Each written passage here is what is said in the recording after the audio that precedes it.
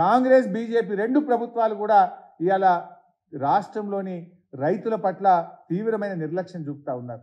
ఈ పరిస్థితికి ఇటు కాంగ్రెస్ అటు బీజేపీ రెండు కూడా ఈరోజు బాధ్యత వహించాల్సినటువంటి అవసరం ఉంది. ఇవాళ ఈ రెండు పార్టీలు కూడా రాజకీయ చేరికల మీద టైం పెడుతున్నారు.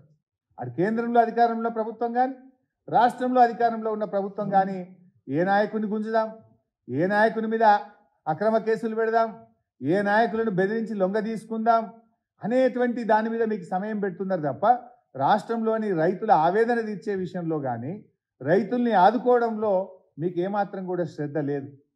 ఇలా చేరికలు కాదు, రైతుల కన్నీళ్ళ చారికల వైపు చూడండి. మీ చూపు రాజకీయ పార్టీల చేరికల మీద కాదు, రైతుల కన్నీళ్ళ చారికల వైపు చూడాల్సినటువంటి సమయం ఇది.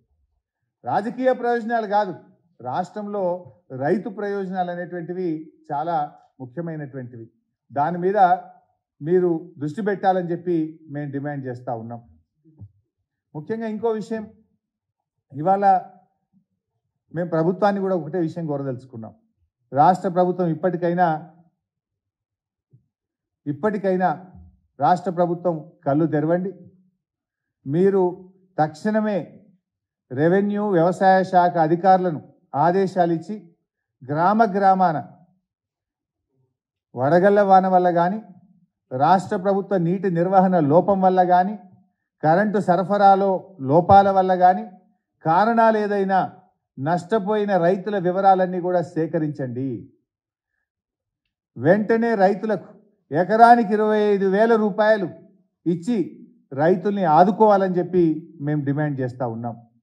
ఎందుకంటే ప్రకృతి వైపరీత్యాలకు సహాయ చర్యలకు ఎన్నికల కోడ్ కూడా అడ్డం రాదు. మీరు తక్షణమే నిర్ణయం తీసుకోండి. వెంటనే ప్రతి రైతుకు నష్టపోయిన ఎండిపోయిన పొలాలకు ఎకరానికి 25,000 రూపాయలు ఇవ్వాలని మేము రాష్ట్ర ప్రభుత్వాన్ని డిమాండ్ చేస్తూ ఉన్నాం. అదేవిధంగా ఊర్ల మీద పడి అధికారులు బ్యాంకర్లు రైతుల్ని వేధిస్తున్నారో వారి మీద వెంటనే చర్యలు తీసుకోండి. మీరు ఇచ్చిన మాట ప్రకారంగా 2 లక్షల రుణమాఫీని తక్షణమే ప్రకటించాలి. లేదంటే మాత్రం రేపు రైతులు పార్లమెంట్ ఎన్నికల్లో మీకు కర్రుగాల్చి వాత పెట్టేది కూడా ఖాయం. ఈ సందర్భంగా రైతు సోదరులకు కూడా విజ్ఞప్తి చేస్తున్నాం, మీరెవ్వరు కూడా అప్పులు కట్టద్దు, మీకు అండగా బీఆర్ఎస్ పార్టీ ఉంటుంది, మా ప్రభుత్వం ఉంటుందని చెప్పి రైతులందరికీ కూడా విజ్ఞప్తి చేస్తూ ఉన్నా. ఎందుకంటే మీరేమీ భయపడకండి. మీకు అలాంటి పరిస్థితి వస్తే ఎక్కడైనా బ్యాంక్ అధికారులు మిమ్మల్ని వేధిస్తే మా పార్టీ నాయకుల దృష్టికి తీసుకురండి, మేమందరం వచ్చి మీకు అండగా ఉంటాం. ఈ కాంగ్రెస్ ప్రభుత్వం మెడలు వంచి అసెంబ్లీలో పోరాడి అవసరమైతే ఎంత దూరమైనా కొట్లాడతాం. మరి రైతు రుణమాఫీ జరిగేదాకా కూడా బీఆర్ఎస్ పార్టీ రైతులకు అండగా ఉంటుందని చెప్పి కూడా నేను మనవి చేస్తూ ఉన్నా. అవసరమైతే ఈ ప్రభుత్వం ముందుకు దిగి రాకపోతే, ఈ ప్రభుత్వం స్పందించకపోతే రాష్ట్రంలోని లక్షలాది మంది రైతులతో సెక్రటరేట్ ముట్టడించడానికి కూడా బీఆర్ఎస్ పార్టీ వెనుకాడదని చెప్పి కూడా నేను హెచ్చరిస్తూ ఉన్నా. ఇది దయచేసి ఇప్పటికైనా ప్రభుత్వం ఆలోచించాలి. పరిస్థితి గంభీరంగా ఉన్నది. రాష్ట్రంలో రైతులు ఆత్మహత్య చేసుకుంటా ఉన్నారు. రాష్ట్రంలో పంటలు ఎండిపోయి ఎంతో ఆందోళనలో ఉన్నటువంటి రైతాంగానికి తక్షణమే భరోసా కల్పించండి, తక్షణమే ఎన్యూమరేషన్ చేపట్టండి, ఎకరానికి 25,000 రూపాయలు అందించే విధంగా ప్రభుత్వం నిర్ణయం వెల్లడించండి.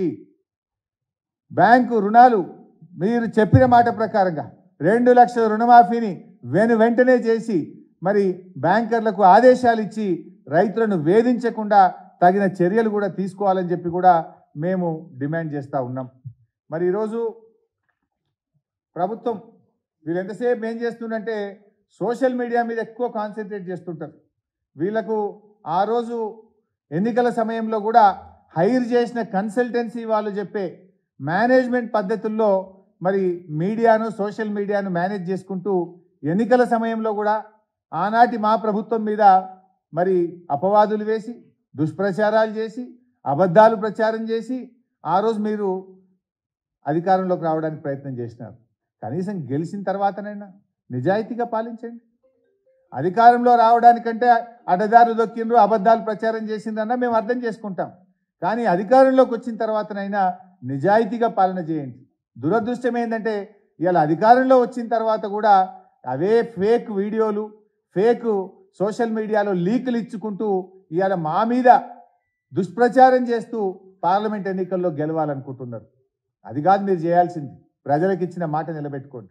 రాష్ట్రంలో రైతులకు ఇచ్చిన ఏ ఒక్క మాట కూడా మీరు అమలు చేయకుండా రాష్ట్ర రైతులను నట్టేట ముంచింది, రైతులను మోసం చేసింది, రాష్ట్రంలోని రైతులకు మొండి చేయి చూపింది అలా ఈ కాంగ్రెస్ పార్టీ.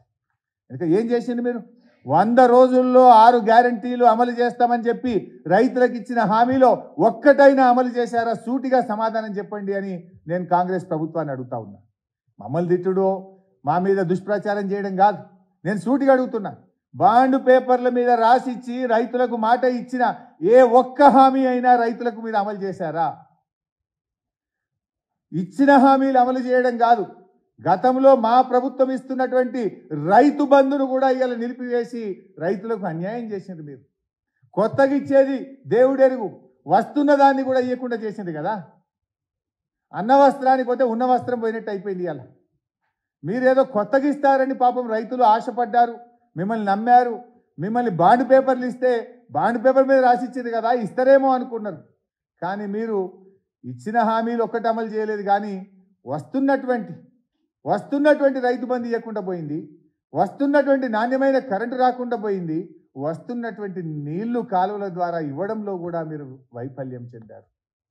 దీనికి ముమ్మాటికి కాంగ్రెస్ పార్టీ, కాంగ్రెస్ ప్రభుత్వం రైతుల పట్ల ఎంత బాధ్యత రహితంగా వ్యవహరిస్తుంది అనడానికి ఇది ఒక ఉదాహరణ.